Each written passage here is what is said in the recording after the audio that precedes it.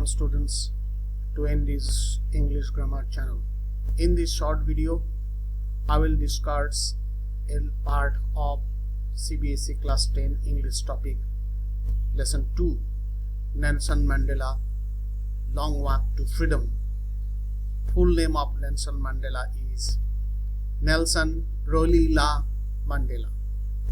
Before you read, apartheid is a political system that separates people according to their race. Can you say which of the three countries below had a such political system until very recently? In this extract from his autobiography, Long Walk to Freedom, Mandela speaks about a historic occasion, the inauguration. So students, in this topic we will know about the inauguration part. Nelson Mandela has become South Africa's first black president after more than 3 centuries of white rule. So the whites or the British ruled South Africa for more than 3 centuries. Mr. Mandela's African National Congress ANC party owned 252 of the 400 seats in the first democratic election of South Africa's history. The inauguration ceremony took place in the Union Buildings amphitheater in Pretoria today, attended by politicians and dignitaries from more than 140 countries around the world. Never again will this beautiful land experience the oppression of one by another, said Nelson Mandela in his address. Jubilant scenes on the streets of Pretoria followed by the ceremony with blacks, whites and coloreds celebrating together. More than 100,000 South African men and women and children of all races sang and danced with joy.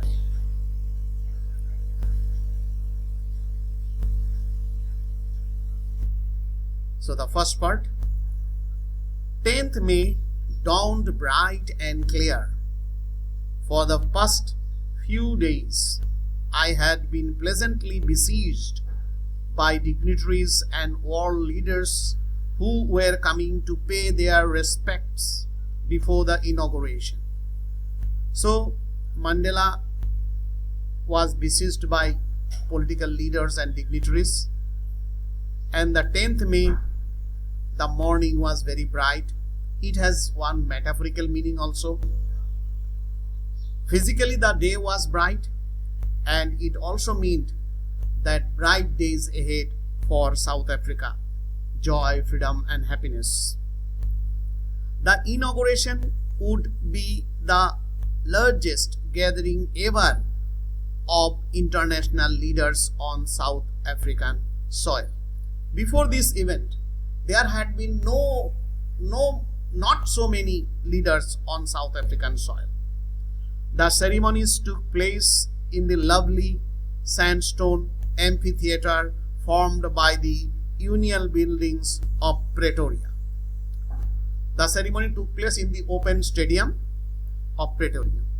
For decades, this had been the seat of white supremacy, and now it was the site of rainbow gathering of different colors and nations for the installation of South Africa's first democratic non-racial government. Pretoria for centuries had been the center of white rule oppression, and now this place is the witness of rainbow gathering for installing South Africa's non-racial democratic government. This new government under Mandela's leadership or presidentship was non-racial. There was no discrimination on races or colors or anything like the British.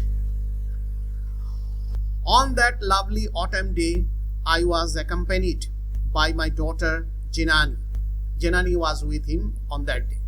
On the podium, Mr. D. Clark was first sworn in as second deputy president. First, Mr. D. Clark was sworn as second deputy president. Thabo Mbeki was sworn as the first deputy president. Then Thabo Mbeki was elected as first deputy president. When it was my turn, I pledged to obey and uphold the Constitution and to devote myself to the well-being of the Republic and its people. So Nelson Mandela took his oath and he pledged to obey and uphold the Constitution and devote his life, that is work for the country, for its people.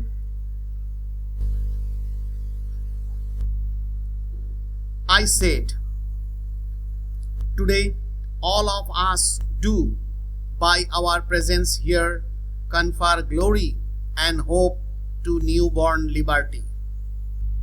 Out of the experience of an extraordinary human disaster that lasted too long, must be born a society of which all humanity will be proud. Mandela mentioned that for decades, for centuries, South African people had suffered, and from that country, a society, new society will born, which will be democratic and non-racial. We who were outlaws not so long ago have today been given the rare privilege to be host of the nation, to the nations of the world on our own soil. We thank all of our distinguished international guests for having come to take possessions with the people of our country of what is, after all, a common victory for justice, peace, for human dignity.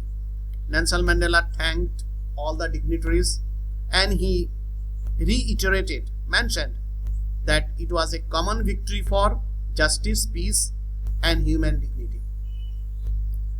We have at last achieved our political emancipation. We pledge ourselves to liberate all our people from the continuing bondage of poverty, deprivation, suffering, gender, and other discriminations. Now, Nelson Mandela mentioned that they have got political freedom. Emancipation means freedom. And he promised to liberate his people, get his people out from the bondage of poverty, deprivation, suffering, and gender discrimination. Never, never, and never again shall it be that this beautiful land will experience this oppression of one by another. The sun shall never set on so glorious a human achievement. Let freedom reign. God bless South Africa. So this was his special speech.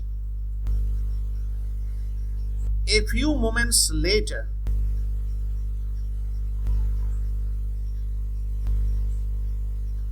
we all lifted our eyes in awe as a spectacular array of South African jets, helicopters, and troop carriers roared in perfect formation over the Union building. So after his speech, the South African military aircrafts, helicopters, they flew over Pretoria in a perfect formation. Military force, but a It was not only a display of pinpoint precision and military force, but a demonstration of the military loyalty to the democracy, to a new government that had been freely and fairly elected. So this military show was not only a show, but it was a show of loyalty to the new government, to the government of Nelson Mandela, democratic government. Only moments before, the highest generals of South African Defence Force and Police, their chest bedecked with ribbons and medals from days bygone, saluted me and pledged their loyalty. And before the flight show, the South African military officers and police force officers in their full uniform saluted Nelson Mandela, showing their loyalty. That is, they would obey Mr. Mandela. I was not unmindful of the fact that not so many years before, they would not have saluted but arrested me. Mandela remembered that these officers a few years ago would have arrested him, but now they are saluting him. This means there is a change of time, change of rule. Finally, a chevron of Impala jets left a smoke trail of the black, red, green, blue and gold of the new South African flag. So the jets showed trail of color of South African flags. The day was symbolized for me by playing of our two national anthems. This is to be remembered, it is a point. Two national anthems were played on that day. Normally a country has a single national anthem. And the vision of whites singing Nkosi Sikelel I Africa, and the blacks singing Die Stem. The white people sang their own song Nkosi Sikelel I Africa, and blacks sang Die Stem. This shows Nelson Mandela's open mind to all. He did not discriminate to anybody. Those whites who have tortured them for centuries, he allowed them to sing their own national anthem, showing his open mind, wide mind and good leadership, that he will not discriminate to anybody on the basis of color, race or anything. The old anthem of the Republic, although, so Die Stem is the old anthem of the Republic. Remember, MCQ may be given. Although that day neither group knew the lyrics of the anthem they once despised, they would soon know the words by heart. Mandela Mandels that day they did not know the lyrics because they had it.